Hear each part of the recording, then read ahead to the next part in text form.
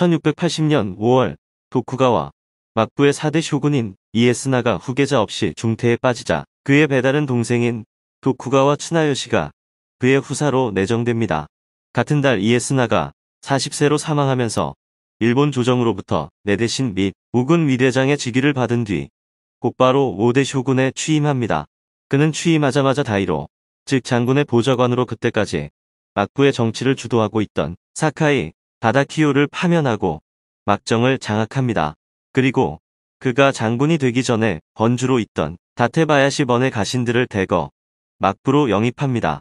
그는 원래 쇼군이 될 위치에 있지 못했습니다. 그의 아버지인 3대 쇼군 도쿠가와 이에미스는 쇼군이 될 장남 이외의 아들들이 형에게 대항하여 역모를 일으킬까 염려되어 학문과 예술을 배우도록 권장합니다. 그는 어릴 때부터 총명해서 유학과 불교에 심취하며 열심히 공부했습니다. 학문 외에도 서화 등 예술에도 교예가 깊어 직접 그린 서화가 아직도 남아있다고 합니다. 그는 유학을 널리 퍼뜨려서 명분을 무사의 윤리의식, 일본식 무사도로 심어주려는 시스템을 만들려고 노력했습니다. 스스로도 유학에 관심이 많아 자신이 나서서 주역을 강의했을 정도였습니다. 이때 조선의 문관으로 정유재란 때 포로로 잡혀온 강항으로부터 성리학을 배운 하야시 가문을 중용했습니다. 유학적 이데올로기의 확립을 위해서 성리학을 전문으로 강의하는 학교인 유시마 성당을 세워 고위 관료들의 자제가 다닐 수 있도록 하기도 합니다. 전국의 조사관을 파견해서 부정부패한 관리를 처벌하고 평판이 나쁜 다이묘와 대관을 유능하고 성실한 인재로 교체했습니다. 대관의 교체율은 80%에 달했고 가이에키 영지를 뺏기는 것 처분을 당한 다이묘가 40명이나 되었습니다. 인재 선별에는 능력주의 정책으로 도자마 다이묘, 일본의 운명을 가르는 세키가하라 전투에서 도쿠가와 편에 서지 않았던 다이묘로서 벼슬이나 여러가지 면에서 불이익을 받음도 대우했으며 막부의 관리로 등용되는 도자마 다이묘가 나온 것도 이 시점부터였습니다.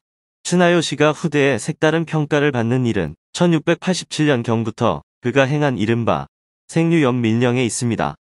이것은 살아있는 것들, 즉 생물에 대해 살생을 금하는 법이었습니다. 이런 법령들이 반포된 이유는 쇼군의 어머니가 독실한 불교 신자였는데 쇼군에게 후계자 아들이 생기지 않자 적자가 태어나기를 바라는 마음에서 살생을 금하고 선행을 쌓아야 한다는 승려 류코우의 말을 믿고 이런 정책을 실행하도록 했다는 설도 있습니다. 그러나 정확한 것은 확인되지 않죠. 특히 츠나요시는 개에게 지나칠 만큼 관대했는데 그가 개띠라는 사실도 영향을 미쳤다고 합니다. 개를 때리거나 죽이는 건 당연히 금지되었고 여기에 수명을 다한 개는 주인이 직접 좋은 장지를 골라 묻어주도록 법제화했습니다. 1695년에는 호적대장을 만들어 개는 물론 고양이, 소, 말까지 관리했고 에도성에서 서쪽으로 8km 떨어진 곳 현재의 나카노 지역에 약 100만 평 넓이로 유기견 보호시설을 만들었습니다.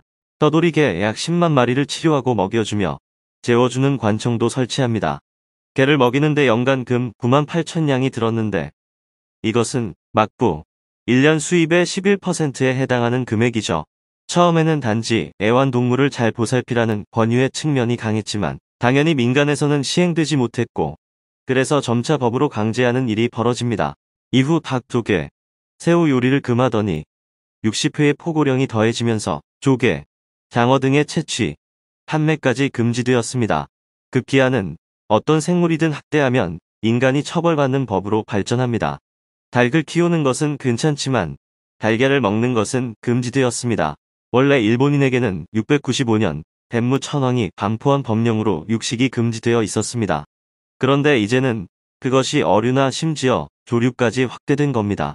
당연히 원성이 하늘을 찌르고 여론이 들끓습니다. 그러나 츠나요시는 무시하고 강행합니다. 츠나요시 당시의 일본 경제는 19세기의 개항 이전까지는 전근대 사상 최고로 좋은 상태였습니다. 그래서 막부의 수입도 위의 개보호소를 견딜 만은 하였습니다. 하지만 효자였던 그가 어머니를 위해 사찰들을 계속 지었고 또한 황실에 대한 존경심이 강해서 황실의 여러 건축 사업을 시행해 줍니다. 당시 조선은 숙종의 치세로 조선통신사가 파견됐는데 성리학을 존중했던 쇼군에 치하여서 그런지 그야말로 최고의 대우를 받습니다.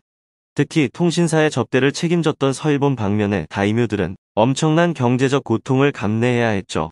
이런 여러 가지 지출은 막부의 재정을 어렵게 합니다. 츠나요시는 화폐의 가치를 떨어뜨리는 화폐 개혁을 하여 더 많은 화폐를 주조해서 급한 불은 껐지만 당연하게도 인플레이션이 뒤따릅니다. 결국 돈을 버는 것은 중간에서 물품들을 도매하는 상인 계층이었습니다. 이때부터 상인 계급이 무사 계급을 적어도 경제적으로는 앞서 나가는 상황이 닥칩니다. 생류연민령에 대해서는 다른 시선도 존재합니다. 도쿠가와 츠나요시는 5대 장군입니다. 그런데 그의 전임자가 거의 아무 일도 하지 않았고 임기도 짧았으므로 그에 붙인 이에미스를 이은 사실상의 4대 장군이라고도 할 수 있습니다. 그의 치세는 시대적 상황이 이전까지와는 많이 다릅니다. 도쿠가와 막부의 철권 통치가 더 이상 필요 없는 이른바 평화의 시대인 것입니다. 그리고 그는 개인적으로 유학과 불교에 심취한 학자였습니다. 끝없는 정복 전쟁으로 광기가 폭발해서 생명을 죽이는 것에 혈안이 되어 있었던 전국시대는 끝나긴 했어도 직업군인들의 이러한 생명경시 사상이 워낙 팽배했던 중세 일본의 살생 분위기를 막아보려는 의도가 깔려 있었던 것 아니냐는 평가도 있습니다. 츠나요시는 생류연민령이 어느 정도 자리를 잡았다고 판단되자 고아나 노인 혹은 거린 등에 대해 함부로 대하는 것을 금하는 조치를 합니다. 감옥의 죄수들에게도 적어도 5일에 한 번씩은 목욕을 하도록 해줍니다. 당시 기준으로는 상당히 관대한 조치였죠. 이런 조치도 그의 생류연민령에 깃든 정신과 일치점을 보이는 사례일 수 있죠. 츠나요시 시대는 메이지 혁명 이후 도쿠가와 막부 체제를 전복하고 정권을 잡은 자들에 의해 그를 암군으로 평가하며 폄하되어 왔습니다. 그들이 막부의 권위를 깔아 뭉개기 위해 법의 부정적인 측면을 지나치게 부풀려서 기술했다는 이야기도 있습니다. 이 법령은 135차례나 발표되었는데 그 이유는 지켜지지 않았기 때문입니다. 그리고 법이 시행된 24년간 실제 처벌된 건수는 72건으로 1년에 3건 꼴이었습니다. 처벌이 거의 없는 것이나 마찬가지이죠. 그나마도 츠나요시 사후 10일 만에 생류연민령은 폐지됩니다. 더불어서 독도 문제로 안용복이 일본에 가서 일본인들의 불법 조업에 항의하고 사과를 받아 돌아온 것도 바로 츠나요시가 쇼군으로 있을 때였습니다. 일부 기록에는 안용복이 일본의 관백을 만났다는 기록이 있는데 이는 당시 관례로 볼 때 안 맞는 이야기입니다.